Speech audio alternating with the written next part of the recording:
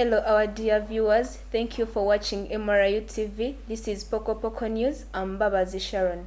Let's first have the headlines and then we'll be right back with the news in details.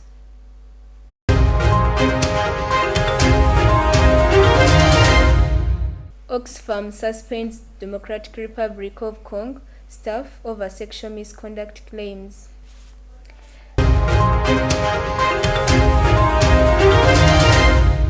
Democratic Republic of Congo to host talks on controversial Ethiopian dam.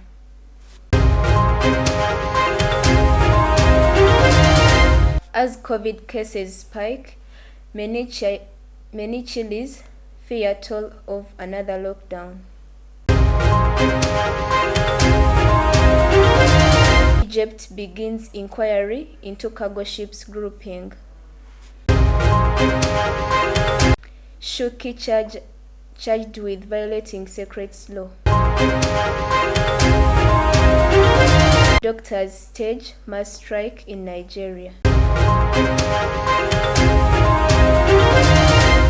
British aid Clarity Oxfam has said it suspended 2 staff members in the Democratic Republic of Congo as part of an investigation launched last year into alleged sexual misconduct and bullying. Nachiganda Saison reports.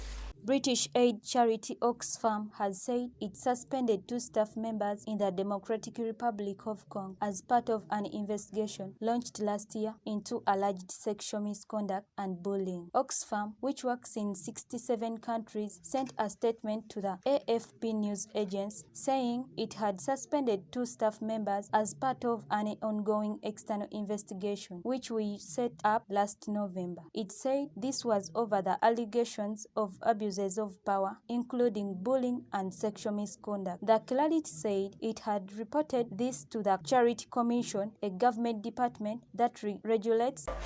Foreign ministers from Egypt, Ethiopia and Sudan will meet in Kinshasa from Saturday for 3 days talk on Grand Renaissance Dam.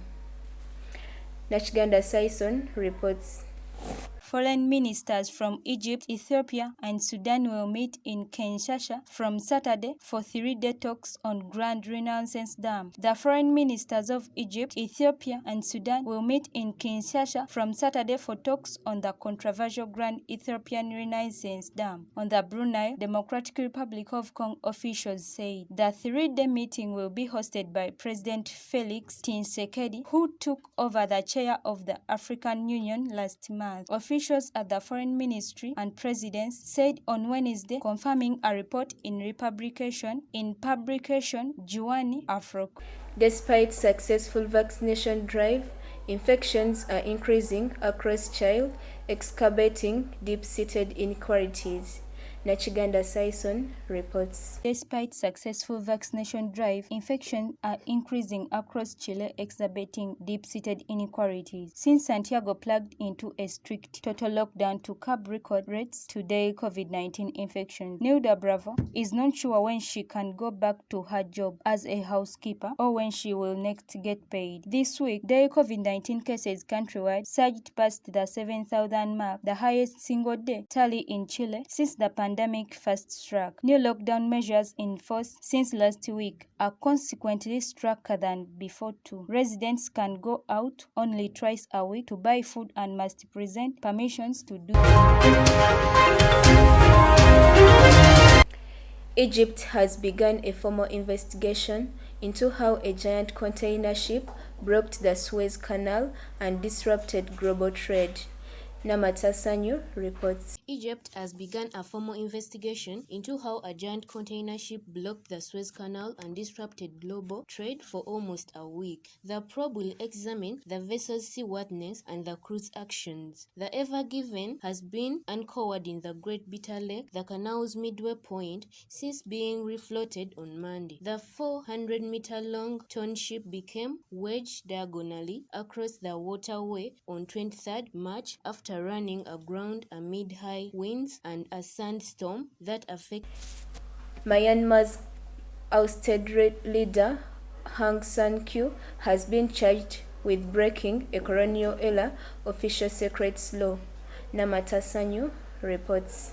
Myanmar's ousted leader, Aung San Suu Kyi, has been charged with breaking a colonial-era official secrets law, the most serious charge filed against her so far. Her lawyer told the looters he learned of the law charge, which carries a term of up to 14 years, just 2 days ago. Myanmar has been rocked by weeks of protests since the coup that has been met with increasingly violent military crackdown. More than 500, including 40 children, have been killed so far.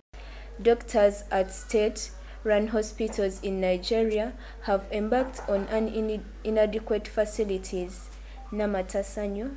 Doctors of state-run hospitals in Nigeria have embarked on inadequate facilities and lack of protective equipment. They are also demanding the payment of a hazard allowance during the coronavirus pandemic. The strike was called by the National Association of Resident Doctors, which represents about 40% of Nigeria's doctors. The authorities say the strike will hamper efforts to deal with the pandemic, including a program to administer 40 million doses of the Oxford AstraZeneca vaccine, although this was denied. Thank you for watching Pokopoko News at MRIU TV, and don't forget to subscribe to our media platforms: Twitter at MRIU, Facebook MRIU TV, and YouTube MRIU TV. I remain Mbabazi Sharon.